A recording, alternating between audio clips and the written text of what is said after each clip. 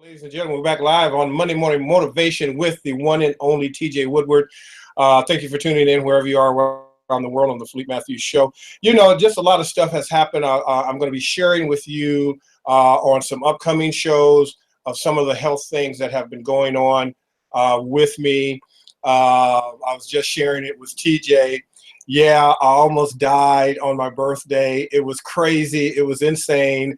But I'm back, and it couldn't be a better topic to talk about. Shift happens as a result of what happened. So I went through a massive shift. It was the craziest time in my life. First time I ever came close to death and knew what death felt like. It was really fascinating, scary, invigorating, every emotion you could possibly imagine. So nobody better to talk about shift happens and this concept of really making a shift better than TJ Woodward. Welcome back, my friend. Thank you, Philippe. And you know, in particular, I'm grateful that we're having this show today. I'm grateful that you're here and alive, and what an opportunity. When we go through these intense experiences, it's sort of like, I know our mind tries to make meaning out of them, and I've learned that maybe it doesn't inherently have a meaning, but what we want to do with that, you know, what shift is possible now through those kind of experiences, it's such an opportunity. And I just want to, you know, speak an obvious word of gratitude that you pulled through this and came out the other side and you're healthy and you said you feel better than you've ever felt. So I'm knowing and affirming that that's going to be some kind of shift for you and some kind of shift for us. So really, really grateful that you're here with us today. Absolutely. You know, I'm healthy as an ox. This was the first time I've ever been in hospital. I've never been in a hospital before, other than being born. So 52 years, and so it was absolutely shocking. I was freaking out just being in the damn hospital. If that don't make you sick enough and crazy, because I'm like, what are you doing? I mean, I had every kind of tube and needles and poking, and I was absolutely horrible. The whole time I was sitting there, or laying there, and I wasn't sitting. The whole time I was laying there. I was in a state of gratitude and in a state of what lesson is to be learned. What do I need to do differently? You know, there's a quote I have been saying for like maybe 20 years, and I say it sporadically on the show, and that is, in order to acquire something that you've never had, you must become someone you've never been. And so what my family, my audience, and you and my inner circle is going to see is me evolving into something that I have not yet been. Because and the topic of the show today, shift happens, is so apropos, because there are people right now who, as we're going into the close of this particular calendar year, moving into a new experience, we want to look at what have we done in our not just this year, but in our lives, and then what have we not done? What can we do better? How can we move to a different state of consciousness and reality, and not just talk about it, but be about it, and be about that frequency process. And you talk about this in your book, Conscious Being, one of the greatest metaphysical mindset books I've read in probably 20 years. And one of the sections in there talks about trusting our inner guide. And so can you unpack what that means as it relates to shift happening? Absolutely. I really appreciate how you frame that, because, you know, most of us, or many of us, are looking for life to change, or maybe we're even looking for us to change our circumstances. But the change that you're speaking of is a shift in consciousness. And that simply means, what do I need to release and let go of? What do I need to step into in consciousness so that I'm holding the feeling tone of that which I want to create?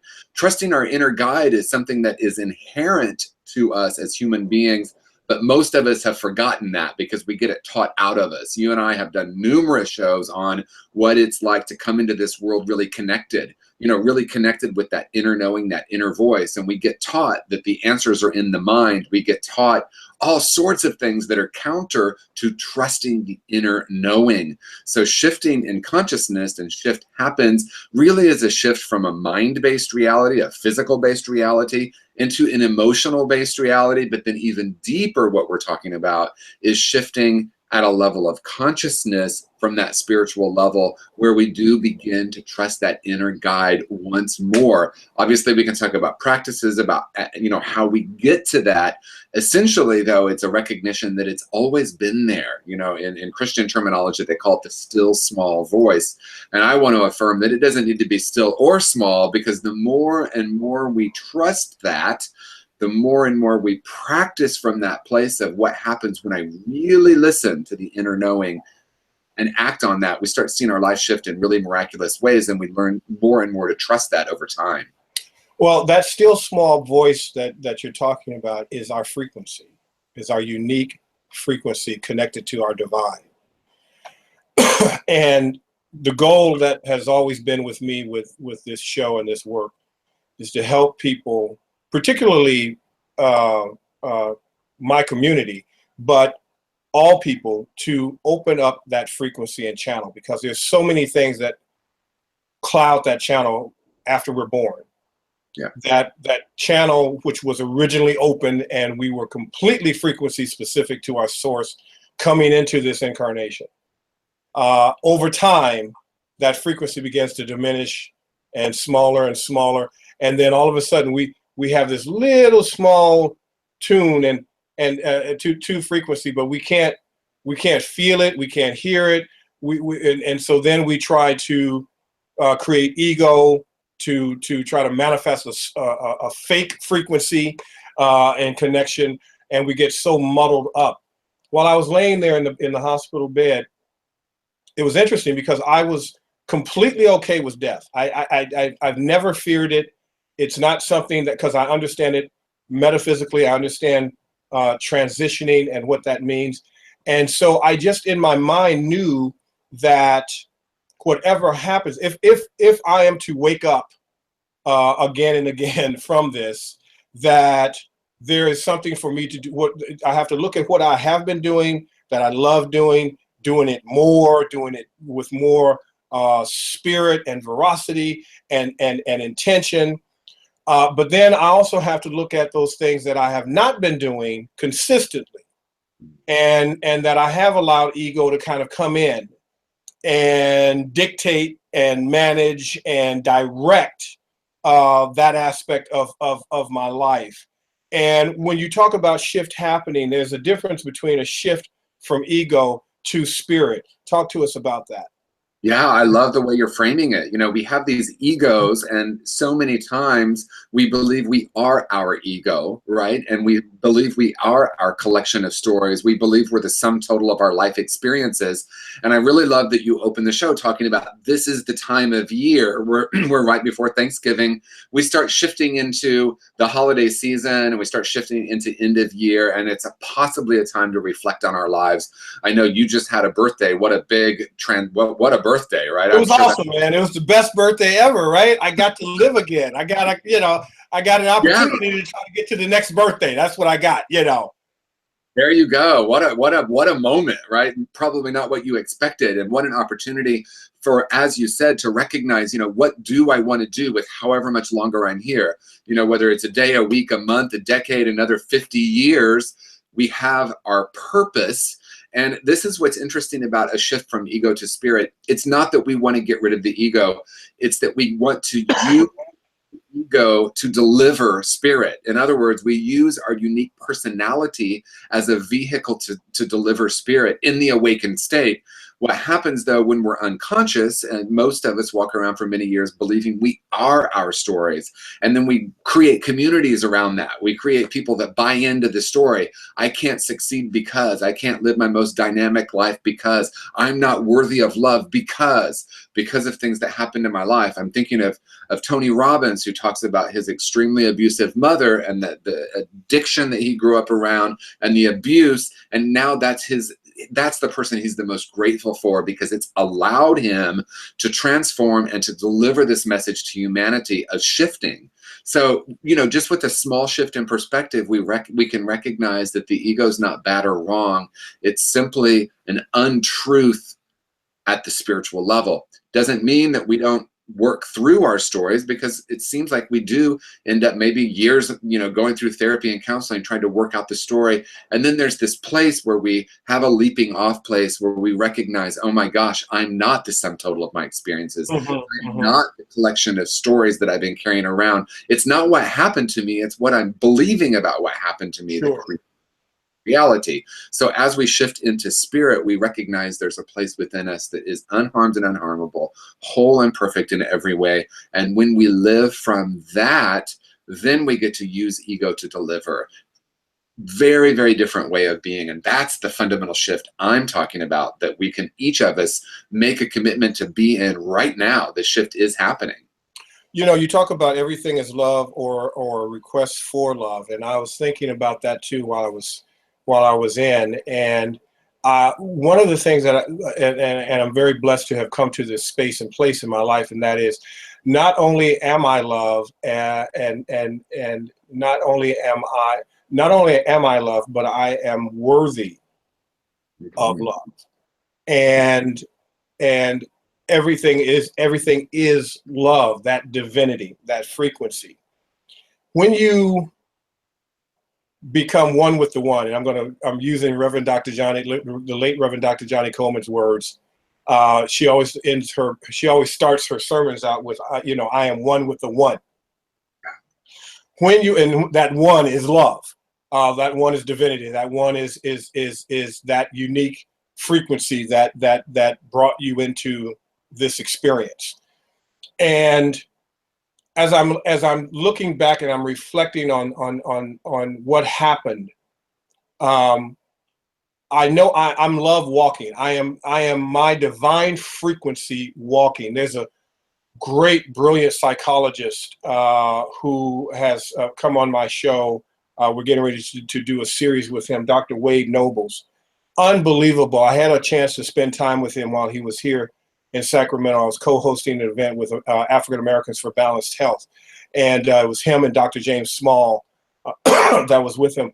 But Dr. Nobles shared something in the workshop, in his PowerPoint and workshop, that he called DEMM, and DEMM stands for Divine Energy Made Manifest. And that just blew me away, because that is exactly what this is that we have been doing, you and I, for the last 2 years, is that we are divine energy made manifest. Every time we do a show, every time we vibrate this love, and it manifests as this show, it manifests as one of your sermons, it manifests as your counseling and healing people from addiction. It's divine energy in motion. Our job is to just be that divine energy in motion. We are always connected to this frequency. We were always connected to this love. This is something that we can't escape. The problem is that shift happens. Stuff happens in our lives to kill that frequency, or neutralize that frequency, or muddle that frequency. And then we start saying, well, maybe I'm not worthy of love. Maybe I am no good. Maybe I deserve to have this abuse or this addiction or what have you.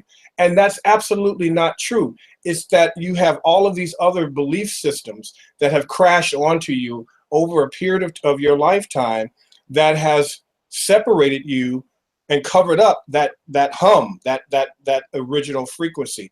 Talk to us about everything being love or a request for love. Let's and go deep with me on that, because I really want people to get that part of it. Yeah, I love where you're going with this, and I'm going to go deep if you're ready, because here we go. That's all I know how to do, baby.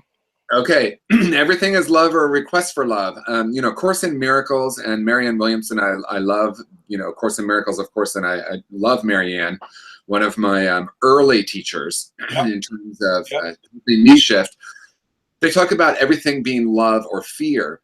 And somewhere along the line, I recognized, I don't know if I woke up with it, I don't know if I heard it, I don't know if I read it, but somewhere along the line, something came to me, either in consciousness or I read it, that everything is love or a request for love. That was a dramatic shift for me. I quit looking at it as love or fear, and I started looking for the request. Now, I want to be clear. When we go, this is what I'm saying when we go deep. Charles Manson died yesterday. It's very convenient for us to say, oh, great, evil has died, right? Because that's that old dualistic thinking. He's evil, he's gone. Thank God, right?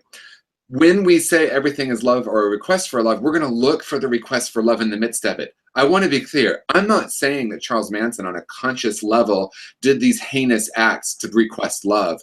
What I'm saying is in consciousness, there is a request there for us to be more loving. There's a request for healing. Like you had a health scare. I'm not saying, you know, isn't it wonderful you had that, because what an opportunity to love. That's really not very kind or compassionate to say that. And yet, when we look back at a situation, we can say, oh, wow, I wonder if there's a request for love here. You know, I've said this before, but Mr. Rogers, you know, one of the great spiritual minds of our time, if you really listen intently, teaching children very deep spiritual principles, said that he used to watch the TV with his mother, and when there were like horrific things on the TV, his mother would say to him, look for the helpers, there's always helpers. I'm thinking about what happened after 9/11, the way people came together and loved each other. Like, such an opportunity. It's like, you know, life is way too precious for us to get caught up in all this stuff. Back to, you know, love or request for love with someone like Charles Manson. I have a choice.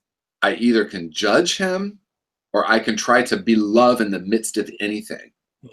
It's an opportunity for us as conscious beings to recognize that it's really easy in a case like this to get pulled into finger pointing and naming as evil. Now, I don't have the answer for why someone like Charles Manson did what he did and why a group of people followed him the way that they did. That's a different topic. What I want to be with is, how am I framing an event like Charles Manson's death? Am I framing it as like, oh, great, evil is gone, I'm just feeding that consciousness? Or am I saying, what's the opportunity for love here? In absolutely any situation, there is no situation in the world that love can't make better.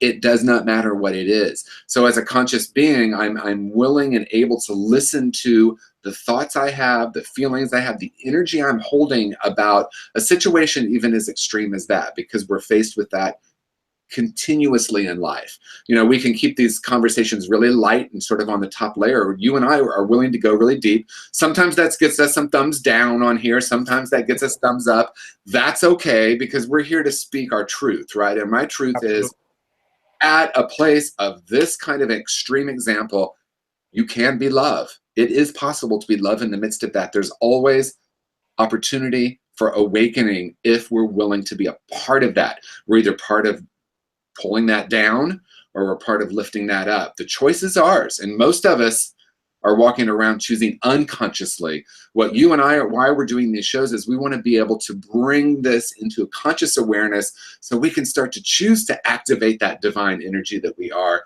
Life is, it's a game changer. It's a totally different way of being than looking at good and bad and right and wrong. You know, it's one of, it's ironic that you are now going to be one of, you know, the agape of the Bay Area, if you will. And when we talk about agape, we're talking about, you know, divine love, unconditional love. I'm reminded of one of my greatest teachers, Dr. John F. DeMartini. Shout out to you, Doc. There is a quote that he used to say over and over again, and that is, regardless of what you have done or what has been done to you, you are worthy of love.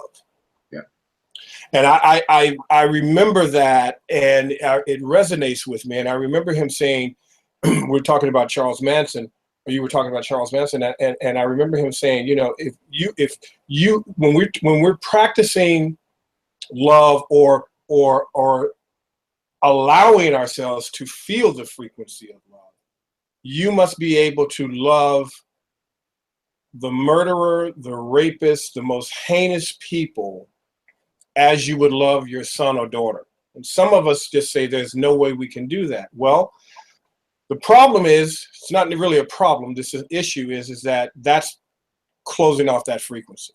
Yeah. Because we're judging at a level that is from a physical, egotistical perspective, and not really getting what divine love, divine frequency is. And what I like about, I think what attracted me to reaching out to you and having you on the show and having a relationship with our community is that I sense this guy really understands etherical love, agape love. And the more we don't understand this, or the more we hesitate or push away or push back from understanding and learning how to love a Charles Manson, the more time we end up spending in the wilderness. Yeah. Because this is the blame game that we play with ourselves. Now, I could have been laying there saying, oh, woe is me. Why did this happen to me? What did I do wrong? I do all of this stuff, and here I am sitting here in the damn freaking hospital bed, looking up at the ceiling, don't know if I'm going to wake up tomorrow. What I could have gone, I never went there because I knew that this was another incarnation of love. And if you can love death as much as you love life, you now are living complete purpose and intentionality. Yeah. Talk to us about that time in the wilderness. Yeah, I love what you're saying, because we get so caught up in looking for the meaning in everything. What does this mean? What's the meaning of this? And when we arrive at the mystical level of consciousness, we recognize that we are the ones creating the meaning.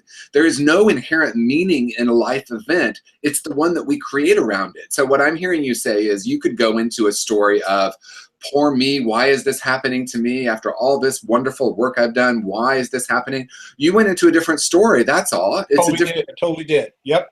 And what happened, life is far more neutral than we want to make it. And when we're in certain levels of consciousness, we're always looking for the meaning. It's like, oh, it's 11/11. I wonder what that means. Although I did get ordained on 11/11. I thought that was really cool. Oh, that is kind of cool. Yeah, it's cool, right? So we can make meaning. But here, the deeper perspective here, and I want to be clear also when I say something, and I promise I'll get to time in the wilderness. When we talk about Charles Manson, here's the important thing. We're talking about, ultimately, how are we being with ourselves? Mm-hmm, mm-hmm. External judgment is only a reflection of how we're treating ourselves. So if I'm looking for and naming evil in the world, have I looked at my own? Mm-hmm. Have I looked at those darker places within myself? I'm not saying that I've ever wanted to murder a group of people, but I can say that I've judged people to the point where it feels murderous on an emotional... Absolutely. Oh my God. Thank you for that. Yes. Who have you... So here's, family, here's something you need to look at. Who have you killed with your thoughts? Absolutely. Who have you murdered, butchered with your thoughts? Who have you raped with your thoughts? Who have you sexually harassed with your thoughts? That you disdained someone so much that you wished them some type of harm, even though you would never execute and actualize that. But let's be honest with our thinking. I've had some thoughts, man. I have really, dealing with the work that I do in justice, racism, bigotry, all of this, I could go into some places I can go into the wilderness of hate and darkness and despair that would cause, if it was to be outpictured, it would be a domestic terrorist event. We have to be honest with ourselves and say, okay, why am I even entertaining these thoughts, and how do I excavate these thoughts out of my system with love? That's what we're talking about when you're talking about Charles Manson. I'm not asking you to love the dude because he killed people. No, right. I'm not asking you to do that. That's absolutely insane. I'm asking you to rise above the fact of that, to know that not only is he worthy of love, but the people who he forced to transcend is also in love and worthy of love, and everyone is okay. Now, I'm not telling you to say that's not something that you're going to look at and say, well, I'm just going to invite this dude over for dinner. Okay, we really have to understand this higher level of love being. It's not even love thinking, it's a love being. When we're talking about agape, you know, and I'm going to force the issue and say, you know, y'all need to just basically figure out a way to get down. There's an event coming up, I think, with Dr. Beck was coming in on to your ministry, I think on the 2nd of December, and that is, you know, even if you have nothing to say to Beck with, or don't even know a question to ask, sometimes it's just being around the frequency. Yeah. Sometimes it's just being in the sit in the back of the room. Sit in the back of the room. Don't say nothing. Just be in the frequency. Be in the state of healing. Be in the state of love, so that you can at least feel what it is. Because sometimes we have been so beat down in the wilderness, we have created thoughts of self-loathing, low self-worth, that we don't even we no longer can feel. We no longer can feel. So sometimes just being in the presence of a loving group that is non-judgmental, that is practicing this art and science of love is enough. And so when we talk about this time in the wilderness, we're also talking about acceptance and denial. And when we're talking about acceptance and denial, what is it that you can accept? What is it that you are denying? Because there are certain things you really can't. Energy can't be destroyed. We're getting into some deep aspects of metaphysics right now. When we understand energy cannot be destroyed, we ask ourselves, well, how can a Charles Manson even exist? Well, in order to be in a state of grace, you have positrons and neutrons, positive energy, negative energy. When you collapse those positive energies and negative energies together at high speeds, you create light, right? That's a matter of fact of the universe. That is quantum law. Now, DeMartini taught me this. When you take positive thoughts and negative thoughts, or positive situations and negative situations, and you collapse them at high speeds of love, you create enlightenment. And that's how you are able to live in the world, but not be of it. Yeah. Walk us through acceptance and denial, TJ. Yeah, I mean, beautifully said. And to be clear, when we're talking about loving someone like Charles Manson and loving those parts of ourselves that we could identify as, at least in thought or in held energy, that are similar to him, we're not talking about being in denial or accepting or condoning the behavior. We're not going to rob someone of their accountability. I've done things in the world I had to be accountable for. I mean, I harmed people, I harmed myself, and there was an accountability that needed to happen. It was actually part of my spiritual evolution. I had to go into a recognition that behavior, because the behavior is always from a loss of the self. When Jesus says, forgive them for they know not what they do, my modification is forget them for they know not who they are. When I forgot the truth of who and what I was, I had all sorts of absurd behavior that harmed myself and others. It was important that I was accountable. But here's the thing, love in the midst of that is what heals all of that. Mm-hmm. So it's not this is where it comes into acceptance and denial. We're talking about accepting and loving and being the field of love in the midst of absolutely anything. It doesn't mean we need to be in denial about what's happened. We're not going to deny, for example, that Charles Manson needs to, answer for what he's done. But what we're going to do is recognize that in the midst of that, we can accept that love is the greater truth here and that we can be that in the world. The time in the wilderness piece is very simple. It's when we have shifted out of that old dualistic thinking of good and bad and right and wrong and evil and, the savior, we enter a period where it's like, wow, or a period of time where maybe we don't even know who and what we are anymore. You know, Sure, we call that sure. the wilderness period because we let go of this old way of being, but we're not really quite sure where we're going. And sometimes that period can be really challenging for people because Absolutely. I know I'm not that anymore, and I know I don't want to be that anymore. I'm not going to say, and that, you know, Maya Angelou, I love it. You know, I love her and what she stood for. She would say, "I am not in my house. I Yeah, will not listen yeah, today." So when we get to a place where we're like, I'm no longer going to gossip and character assassinate and spend time and helping people like with their story. Oh, you poor person, you're right. We shift out of that and we're like, now what? We don't know where we're headed. We have this time in the wilderness, and then we end up in a place where we can start to integrate all of that, and we can start to accept a deeper truth for who and what we are. And that's where that divine energy becomes manifest. So it's this divine idea and this divine energy, and we're not quite there yet, but we're working toward it. The importance of community, the importance of being around people that are holding it. And that's, I love that you talked about Dr. Michael Beckwith coming to town on December 2nd, because that energy, that held energy that he holds and that we hold at Awakened Living is really powerful. That is how we really get shifted. I look back to the people that had a positive impact on me.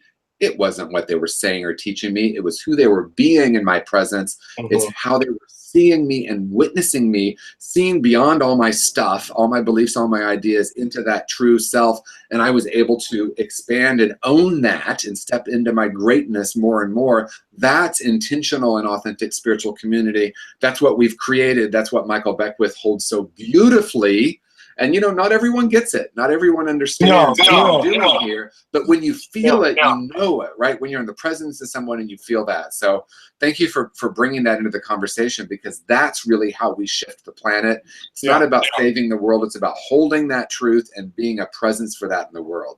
And, you know, the thing is that when you become the frequency, you don't have to do anything because you are the frequency. So you know, well, what do I need to pray for? What do I need to pray on? Who do I need to pray for? You really don't. You just have to give an intention to it, because if you are the frequency, then the frequency is automatically going to go out and recognize the other frequency and to heal. I don't know why I want to go back to this, but it's a really fascinating conversation. Let's go a little deeper. You know, what were Charles Manson had unloved parts. What were all of his unloved parts that caused him to become so endarkened that he became and manifested as this particular thing we would label as a monster? When you look at Charles Manson, you're looking at the opposite of what happens when you don't love your unloved parts. This is what happens. Charles Jung used to say, what we do not understand breaks off and becomes more primitive.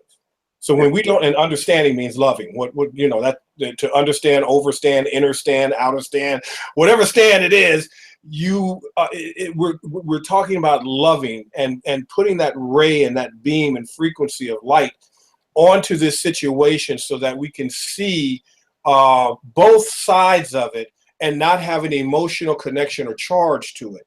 That's understanding. And when we don't understand and we don't love, it becomes primitive. Right. And as a result, so, you know, Friedrich Nietzsche said, if you look at a man as he is, he only becomes worse. But if you look at a man as he could be, he then becomes what he should be. Yes. So you understand? So let's unpack that. When we're talking about this wilderness, you're in an identity crisis, right? So shifting from one level of consciousness of enlightenment to another level, you are wearing a new set of clothing, a new hairstyle. It's like me wearing my new beard. All of this is brand spanking new. I've not been here. I don't have the same amount of memory that I have of this new situation and reality that I'm in from my past and previous. So the old is familiar. So this is sometimes why we slip back, fall off the wagon, go back into some of the bad habits and bad thinking and error way, because they're comfortable, because we know it.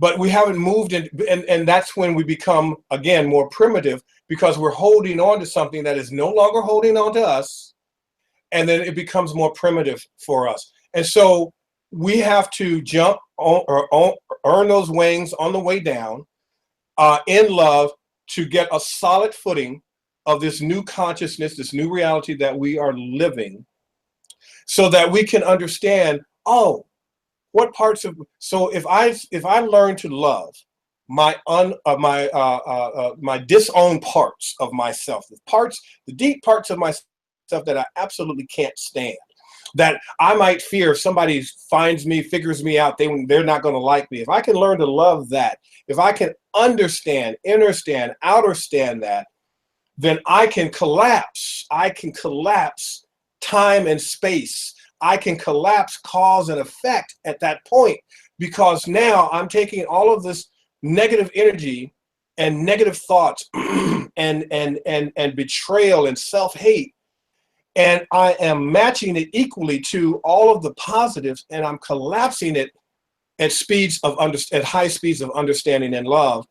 And now what someone says about me, whether it's my past life, current life, or particularly in my future life, it has no emotional charge to me, because it can no longer harm me, because I've learned to love that unloved part of me, those parts of me that I know, I used to say I know I'm not worthy of love. Yeah. And thank you for bringing Nietzsche in. You know, that we could just do a whole show on that. Oh, I can go a mile a minute, dude. I just got back from death, so I'm just got, you know, I got a little stuff to talk about, you know. So, you know, so while I was over there on the other side, let's say, you know, I was just over there having a, you know, saw Whitney Houston and Michael Jackson singing. They were great together. It was absolutely wonderful. But no, you know, I joke about it, but you know, when you don't fear dying, because you understand the incarnation of love and life, it's all love. It's all love and life. You don't die, you multiply. You know, it's the one and the many. The one breaks off, becomes the many, and the many searches back for the one. That's the cycle. That's what we're doing. That's the shifting of things happening in our consciousness, in our reality, in our awareness. The reason why I gravitate towards your work and your book, Conscious Being, so much is because it is just a book of universal truth. It is nothing in there that is either or. It is something and. It encompasses the allness of this. And I just enjoy having conversations with you about it. Well, thank you. And, you know, my intention for Conscious Being was to be in a very simple conversation like you and I are having. It's to take some of these conversations that can be really dense and say them very simply, you know, and present what I hope are some really deep spiritual principles in an everyday language that people can access. You know, I mean, I remember early in my spiritual journey reading some of the people we've talked about today, and my head feeling like it was going to explode, because I'm like, what am I hearing? There was an energy to the words that I knew was something that I wanted more of, but my mind couldn't understand it. So my intention for Conscious Being was like, let me laser this and let me write it in everyday language.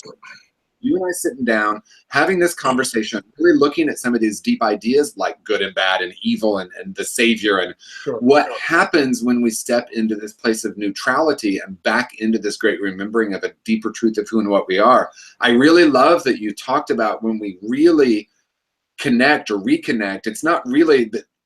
It's semantics, but it's not really that we change our frequency. It's that we tune into the frequency that we are, that deeper frequency. Yeah, you can't change it. Yeah. Yeah, over time, I have a deeper channel. Those of us who are old enough to know radio, I don't know if anyone still understands. But, you know, we tune into a different station. We can literally only hear a certain song playing. It doesn't mean that the other songs aren't out there. It means we've tuned into that.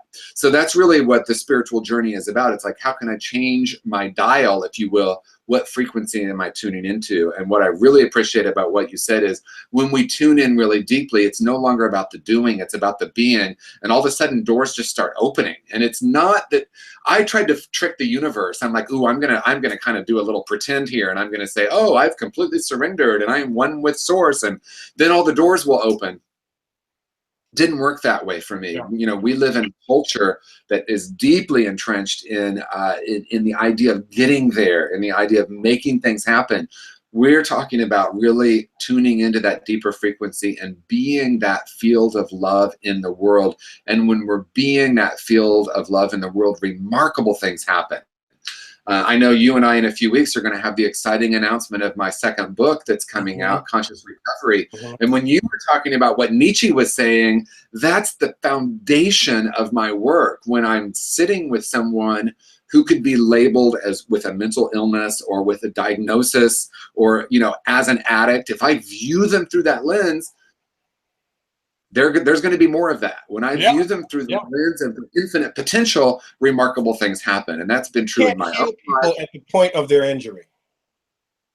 Say more. What's that? You cannot heal people at the point of their injury. Correct. Right. Because that's only a symptom anyway. It's never the issue. Right? The issue is what frequency are they tuning into?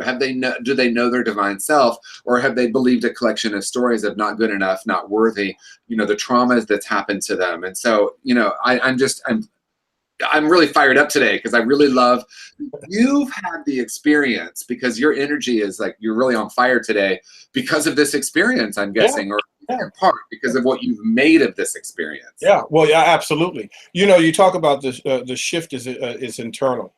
So as I'm listening to you as we're having this dialogue today, you know, so I've got these blood clots, right? And they say, well, that means your blood has thickened. So I transferred that. And I said, okay, how have my thoughts become thickened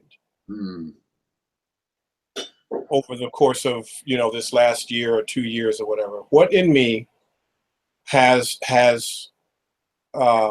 constricted, right? Because you look at what is, you know, you look at, again, ladies and gentlemen, we're talking about from a metaphysical perspective, not looking at the physical and talking about it from an ego perspective. I'm looking at this globally as a metaphysical thing. So what has thickened in my thoughts? What has thickened in my emotions?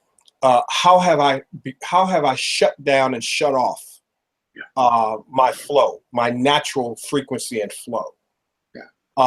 That's what you know. Every time that whatever happens in your body first happens in your mind.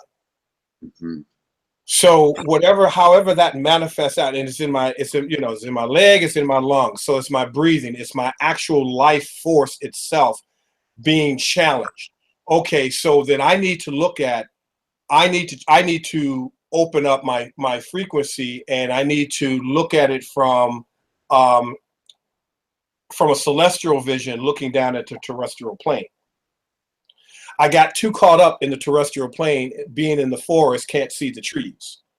So I have to rise above, you know, as above, so below, as within, so without. I have to rise above and look at, I have to move my consciousness and open up my frequency to love more, because constriction means you're loving less, right? And so I might talk a good talk, I might talk a good game, and, you know, say, hey, I love you, you know, namaste, yada, yada, yada. But in reality, I might be hating on you or hating on what you might represent collectively. And I've got to rise above that. So otherwise, my blood is going to get thicker and thicker. My thinking is going to get thicker and thicker, and then all of a sudden, I incarnate out, and have to go through that process of love again. So when we talk about this, is an internal work. This is an internal work. Shifting is an internal job, family. So I really want you to share your comments, share your thoughts. Thank you for all of the love and support, all the birthday wishes that you guys gave me on all, you know, from everywhere, Twitter to Facebook to emails. So it was absolutely insane. I love you guys. As I'm looking back and reflecting back, I was, you know, I'm looking on my phone. I couldn't respond, but I'm looking at my phone, and two things are happening. All of this love is coming in at me on via technology on the phone. All of this love, all of this support, and they didn't even know what was going on. They just say, "Hey, man, we love you. Happy Earth Day. You know, congratulations, another year. Love, love, love, love, love." And I was also floored by the fact that you know, on my phone, because of the internet work that I do, I get an email every time I you know, in affiliate marketing, make money. I was sitting there, I was laying there rather, and I was earning income while I was in the hospital. And I remember a story, and I told this story to Professor Kaba Hiawatha Kamene some time ago, but it's a true story of my good friend Robert G. Allen, greatest real estate author in history. And he went through this process where he had to learn to love himself to another level. But he was talking about, he was, interestingly enough, in San Diego, driving his Rolls Royce. I think he had the top down, went unconscious, smacked into a tree at 60 miles per hour.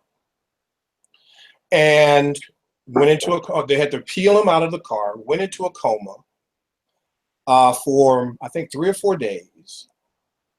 And he woke up and he was looking, he saw his family, he saw the doctors. And while he was in the hospital, unconscious, he was earning more money than the doctors who were working on him. Now, when we talk about divine energy made manifest, wealth is another extension or manifestation of love. That you're going to be okay. That you're going to leave your family okay. If that is what is supposed to happen, that you're supposed to transition. But I saw all of this. I saw the physical, financial wealth coming in, and then I saw all of this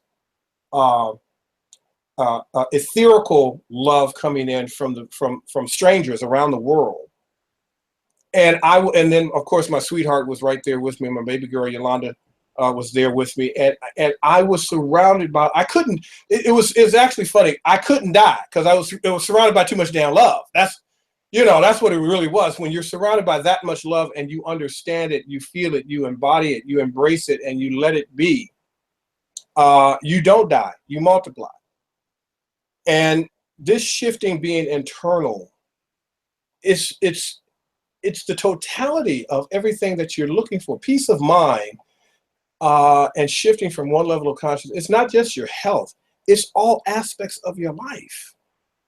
You can heal your relationships or find the relationship that doesn't need to be healed. You can heal your finances and earn the income that matches and complements your frequency. You can create a level of health that you've never had, even if you're in a wheelchair. It doesn't matter if you're already if you're not able to be ambulant and to be able to move.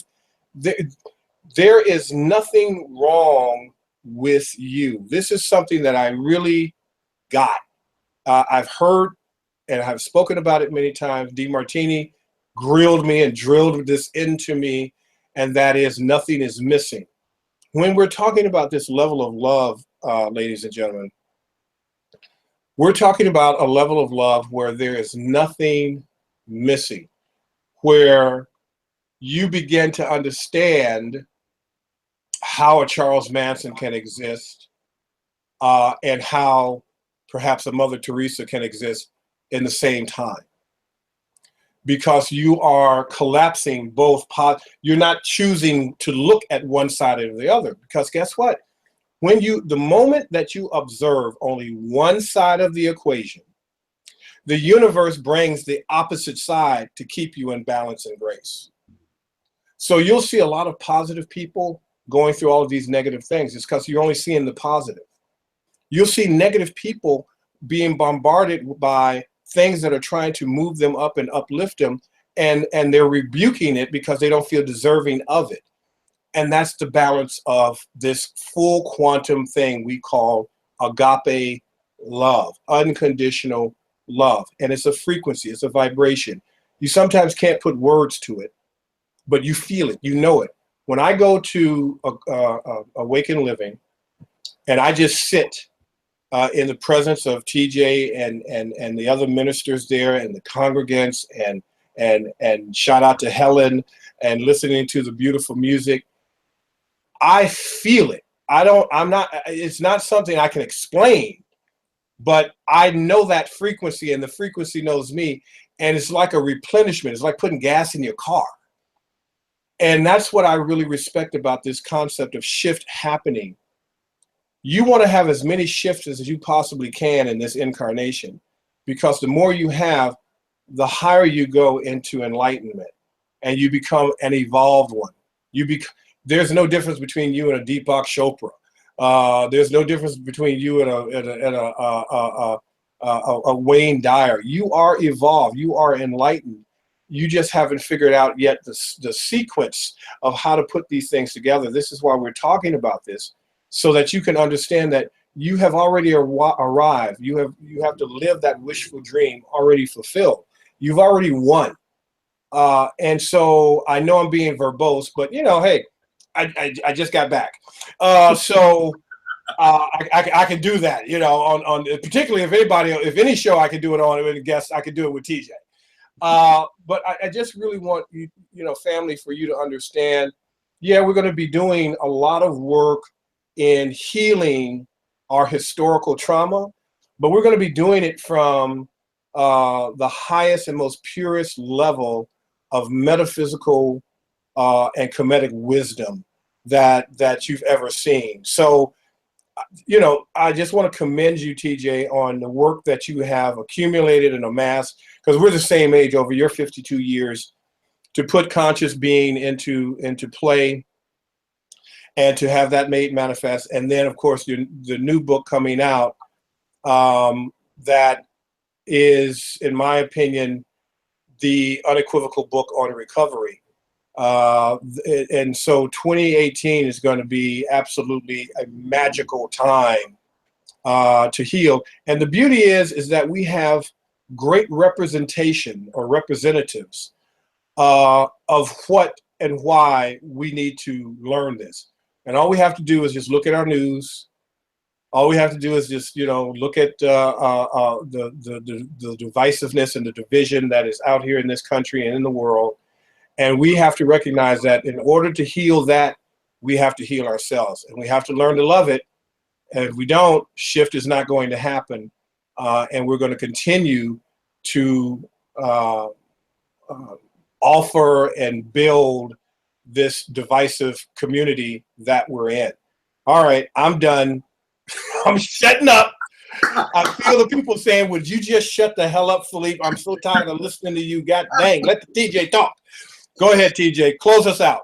That's it. I just want to say thank you. I want to, you know, what a great day to be alive. What a great moment to be alive. What a great moment to be fully alive. And it's really different than sleepwalking. You know, a lot of us are walking around unconscious. And, you know, when you have a moment like you had on your birthday, it's an opportunity to recognize, wow, I want to be fully awake, fully alive, and in this conversation and in this raising of consciousness. So